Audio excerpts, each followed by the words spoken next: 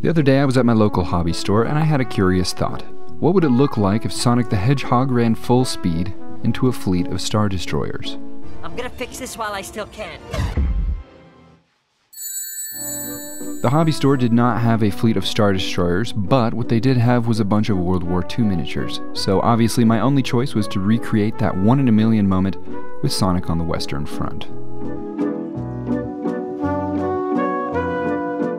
I grabbed my assortment of 1 to 72nd scale boxes from the German army and I went to check out. And I'm glad that the guy at the register did not ask what battle I was going to be recreating, because Sonic's brave final moments at the Battle of the Bulge is not an easy one to explain. And speaking of Sonic, in the moment I'm depicting, Sonic will be moving too fast to be represented by anything other than a beam of blue light. So this LED noodle is Sonic. I've played a good number of World War II games in my day, and one thing I always remembered from those is that when the Tiger tank showed up, things were getting real. This tank also has a lot of nice real estate to show off a glowing cut line later on. This kit from Italeri snaps together nicely, but I reinforced all of the seams and pieces with plastic cement so that when I cut it in half later on, it won't completely fall apart on me. The second vehicle that I threw together was a Kubel Wagon, and I pronounced it intentionally Americanized because it would be far more uncomfortable if I tried to pronounce it correctly and failed, although I may try and attempt it by the end of the video. Either way, it means bucket or tub car, which I think is a great name for this vehicle. The vehicle after that was a motorcycle tank hybrid, which seems like a bad crossover given the fact that it doesn't have the firepower or armor of a tank, and it also lacks the speed of a motorcycle. So it kind of feels like you're getting the worst of both worlds. I also assembled a few motorcycles, 2 of which had sidecars. The tray of Footsoldiers that I bought came with a nice variety of poses, which always helps dioramas feel a little less static, like there's more movement going on. And after a little bit of customization, I had a few characters who looked like they would be tumbling through the air. Oh no, look at me, I'm tumbling through the air.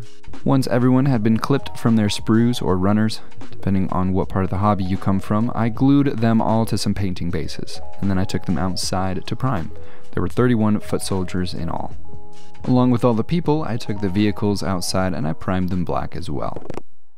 I restocked my rattle can primers, which go on easier but always take a little bit longer to dry. Once the primer was dry, I broke out my airbrush, and the first color that I loaded up was a light gray, which I used to paint the pants of all the soldiers and the tank. If you pull up a photo reference, I probably got the colors of these soldiers a little incorrect. And the tank too, for that matter. But luckily for me, there's probably nobody on the internet who would correct me for having a slightly different color on some World War II soldiers, who are being obliterated by Sonic the Hedgehog. After the base coats, I used a pin wash to darken the recesses on the figures and the panel lines on the tank. I dabbed off the raised areas with mineral spirits and a paper towel before dry brushing on the highlights, and then I switched to a detail brush for the rest of the painting. I picked out all of the details, including the tires on the Tubmobile, and after the details I threw a sticker on the side of the turret on the tank, and I gave the wheels a coat of pigment powder which I locked in place using some isopropyl alcohol. I wrapped up this paint job by giving everything a coat of matte varnish, and then it was time to prep the base, and I'll be using a gesso board for that. Like I already mentioned, Sonic is running quite speedily at the point of impact. So when he hits the Tiger tank head-on, like so, it splits it in two, causing near light-speed shrapnel to rip through everything behind the tank. He's not going fast enough to create a black hole, but he is going fast enough to cause a lot of damage. So my next step was to represent that damage by sawing the Tiger tank in half. I thought about doing this on my bandsaw, but to keep things a little bit safer, I used a hobby saw instead, which worked just fine. I did the same thing with the turret, which I glued back together to each side, respectively, and then I gave everything a little bit of a cracked and ripped texture along the edge. Next, I planned out the path of the light that would be exiting the back of the tank. One of those beams is going through the bucket car, and the other is going through the sidecar of this motorcycle. I then grabbed a pencil and began tracing out the rest of the damage onto the base itself. Then I used some foam-safe superglue. I grabbed a sheet of styrofoam and I glued it down and trimmed it to size. I then broke out my butane torch and began adding the destruction on the surface of the ground. After making the deep middle trench, with branches widening out from behind I gave the rest of the surface some variation, and then I moved on to the terrain paste. This terrain paste was made from plaster of Paris, Mod Podge, paint, and water, and this time I also added some sand for additional texture. I then spread that out over the whole surface of the foam to both protect it and to add micro texture, and then I smoothed out the little ridges with my gloved hand. After the terrain paste was on, you could see the explosion effect a little bit better. 24 hours later, the base was dry and it was time to paint. I did my best to recreate some good Arden's earth color and began applying it to the base, concentrating the darker color in the deeper parts. After my first round of earth color was down, I switched over to a slightly warmer and lighter color, and then once that was dry, it was time to cover most of it with static grass. I applied and spread out my static tack before making a carpet of little green fibers. And speaking of green, CrowdMade is making a second round of Boil Eye fish pins, and because it's the month of October, they all glow green. And there's also a new glow-in-the-dark shirt as well. Details for that will be below. I used a vacuum in a sock to save all the leftover fibers, and once the whole thing was covered, I sprinkled on some green flocking to give it some variation, and then I sealed all of that with isopropyl alcohol and watered down white glue. I set that aside to dry, and it was time to start working on the lights.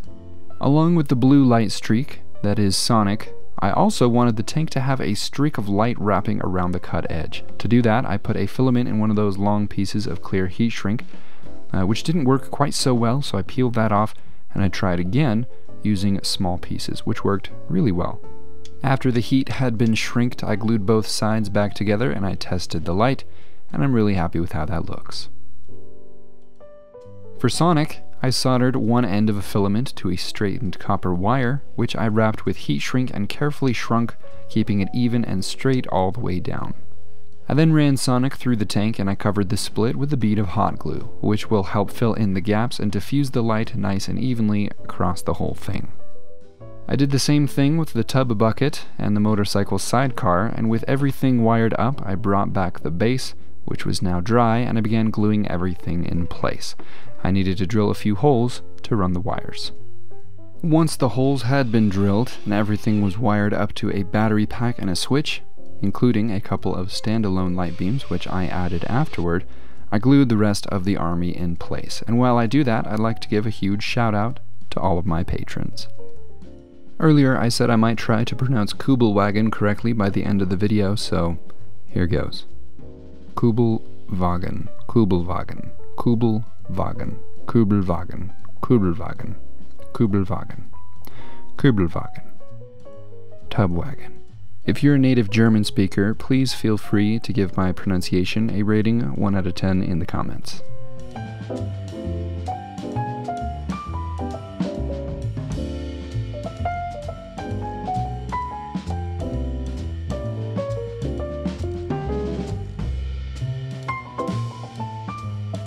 After the last of the army men were in place, it was time to paint the sides of the diorama with black 4.0. They were nice and smooth this time, so I did not add wooden veneer. After the sides had been painted black, I called it good.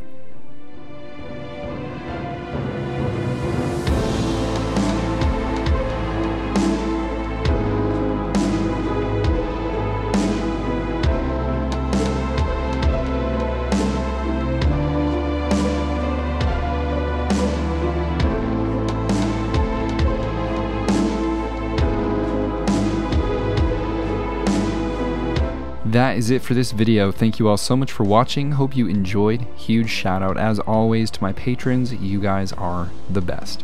And another huge thank you to everyone who helped get our Kickstarter for the Wild Imaginary West RPG funded to where we did. We couldn't have done it without you.